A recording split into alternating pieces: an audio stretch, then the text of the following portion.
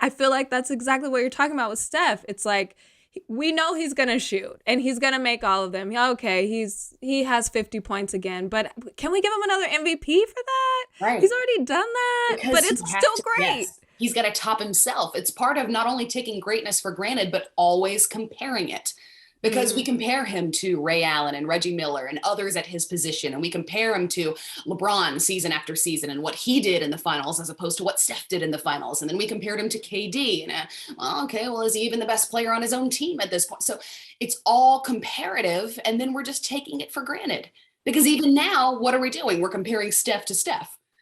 So yep. we're taking for granted what we're watching right here. But I think the advantage he'll have playing at this level again is that he went away for a little while. So Yeah. now it's exciting and surprising that he's back again and doing it all over. Great take. Thank Great you. take. I was Wow. hoping I would sell you on it.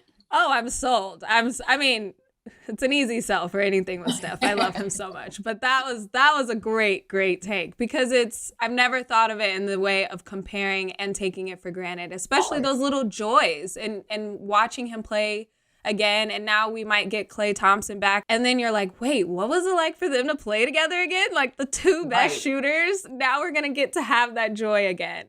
Yeah. Like the Yeah. team that won 73 games, like that team didn't have Kevin Durant on it. Like that Mm-hmm. was this team. And we're about to get to see this team again. Yeah. It's just so exciting. It's so exciting.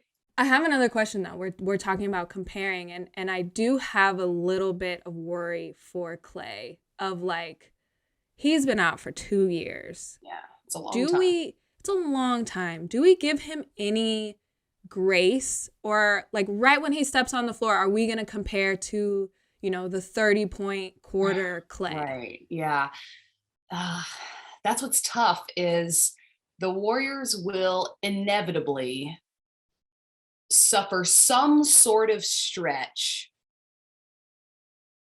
come January, February, March, that it appears more difficult than it was in the fall. Yeah.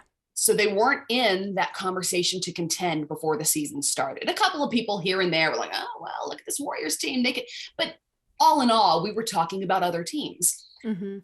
And then they play the way that they do out of the gate for the first month of the season. And now they're in everybody's conversation about not only the MVP, but potential contenders in the Western Mhm. Conference and perhaps beyond.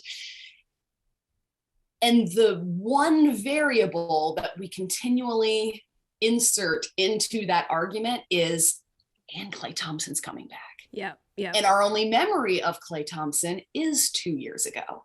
And so the instant expectation is going to be that of, look how good this team already was.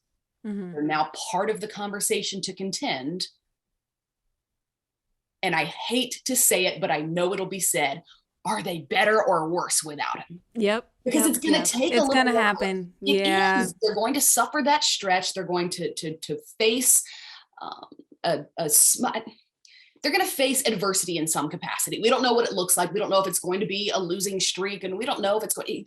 There's no way of knowing in advance, but they will face some level of adversity come the final stretch of the regular season, and inevitably that will become the conversation. And I just want like to sit there for a second. What you said, like, give him grace. Yeah. Give him grace to become not just all that he was, but all he can be at this point, at this age, in this season of life, and after several seasons of having been sidelined. Give him grace to be that and to be something different and to be something new.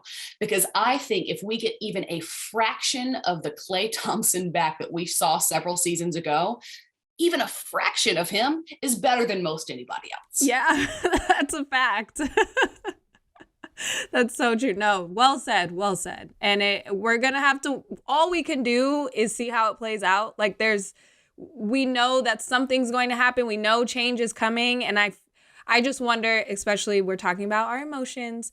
And I feel like if he gets on that floor, he's also going to expect that of him. It's like all of this is going to be new and all of that expectation is going to be on him. So I hope we give him grace. I hope we give him some warm-up time and the whole Warriors a grace period of trying to fit him in. And hey, you know what?